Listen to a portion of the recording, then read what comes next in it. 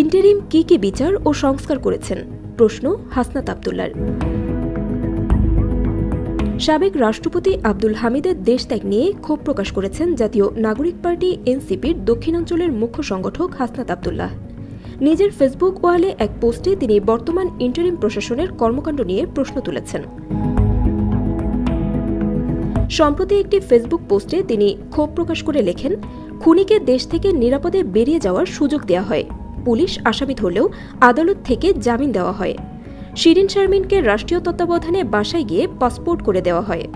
দ্বিতীয় ট্রাইব্যুনাল জানুয়ারিতে হওয়ার কথা থাকলেও মে মাসে এসেও শুরু হয়নি। এই পোস্টে হাসনাত আব্দুল্লাহ সরাসরি প্রশ্ন রাখেন, আর আপনারা বলছেন আওয়ামী লীগের বিচার করবেন, তাই ইন্টারিম এখন পর্যন্ত কি বিচার ও সংস্কার করেছেন? শিফাত রাকা, লিবার্টি নিউজ।